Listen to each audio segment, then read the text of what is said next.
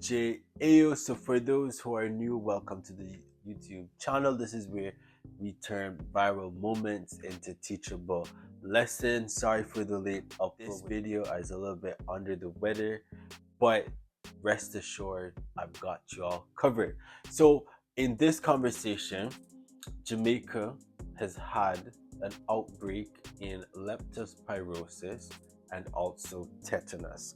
So, for those of you who are not sure what leptospirosis is, it really is just a blood infection caused by bacteria, and more specifically, you can get basically an infection that you can get from animals, soil, or water. It is rare, but in certain climates, in certain temperatures, or certain situational factors, it can allow leptospirosis to come about. As it relates to the tetanus, this tends to be a serious life-threatening condition caused by bacteria getting into the wound. Now, Jamaica has declared that there has been, or they currently have, 11 cases of leptospirosis and 2 tetanus cases confirmed on the western side of the island of Jamaica. Jamaica was hit by a Category 5 hurricane approximately a week and a half, 2 weeks ago, and so with the majority of the island being hit, it would cause situations like that where we have increased water rising happening in Content, Manchester. We have situation where some people would have gotten cuts and bruises.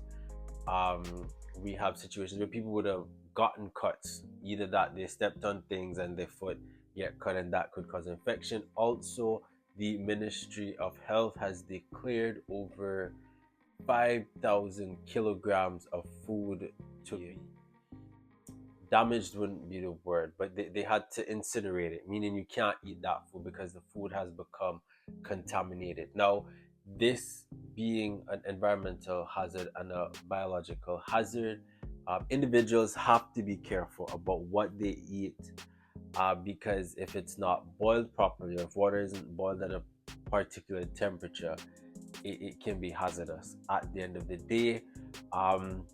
There are still communities that are cut off, but the government of Jamaica is taking a systematic approach in dealing with the matter of getting food and care packages to the individuals. I know the Ministry of Health has activated a couple of field hospitals in Jamaica, because uh, the two major hospital regions, because you have Cornwall Regional Hospital and you have St. Anne's Bay Hospital, which also is a regional hospital for the southern side of the island, and Monte Cornwall Regional is also the regional hospital for the western side of the island. So it covers about three to four parishes, and I think there's another regional hospital as well that is skipping my mind. However, with two of those hospitals being impacted where the hurricane did take off the roofs on both St. Anne's Hospital and Cornwall Regional, and there is a hospital in Westmoreland as well, and also another one in Portland and Falmouth, but those wouldn't be on the same category level or rating as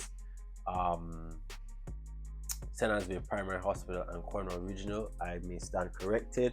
Cornwall Regional and St. Anne's Bay provide primary and tertiary care among the other modalities that the other clinics would provide at the other smaller hospitals in Jamaica. So the bottom line is that, given the complexity of the situation in Jamaica with the hurricane, and in particular Hurricane Melissa, there would be some susceptibility in leptospirosis and tetanus happening. However, the climate where you have water, still water happening, and you have mosquitoes and dengue also being a factor of spread that could happen and could occur in the community. The reality is that, given the situation that the government officials in Jamaica have found themselves in, they they would have to be prudent with the resources that they, to ensure that there isn't multiple crises happening. Yes, the country has been declared a disaster area, and more so the western side, but making available the basic needs such as food, care packages, shelter, health, a variety of not-for-profit agencies and other government agencies are working in a strategic manner to kind of add to the resources, because this isn't going to be just a one-stop shop, quote unquote, exercise that you do. This would have to be a continuous process in tandem with the disaster bond that the government has, in terms of the disaster funds, additional disaster funds that the government has, and the other donations to kind of build back the specific parishes like St. Anne Falmouth, St. Elizabeth, Manchester, Westmoreland, Lucia, St. Mary, just to name a few. It would need a strategic approach to kind of build back to where things were at.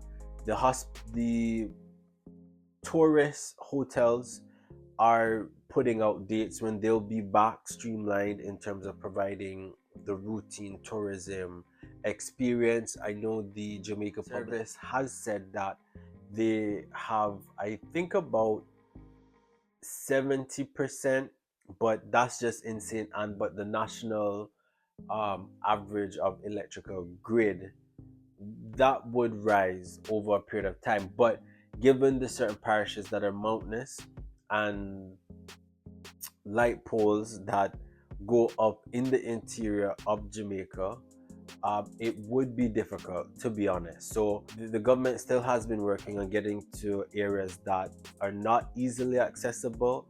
However, they're trying to make ground on areas that they can reach. However, they are trying to prioritize the interior or the not so easily accessible locations. They're still getting access. However, more keen attention would have to be placed on the health and well-being of individuals, because people are still out. People are still wondering how are they going to bounce back, having gone through the situation that they've gone through, and there have been a lot of incidents happening. So what I would say about the situation at the end of the day, we have to, one, prioritize the individual's health. We have to make sure that people have food and clothing and shelter, and have avenues to facilitate it. I know there was a big issue on the government loaning quote unquote generators.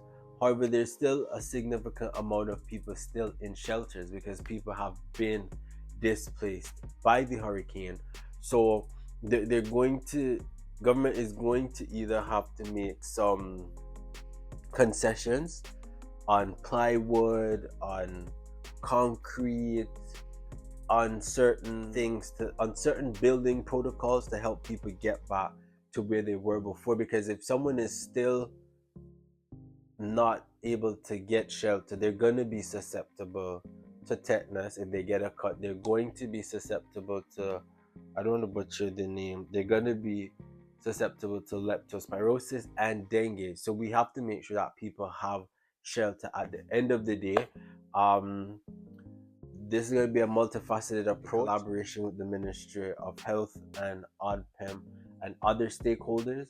But we need to start looking at getting people into homes where they can have some semblance of normalcy, because people who are in a prolonged environment of crises, it will begin to compromise their mental health and physical health and so forth. So a multi approach on the different social groups and social classes will need to be taken into consideration, and how to get them back up to jobs, to get homes and things like that.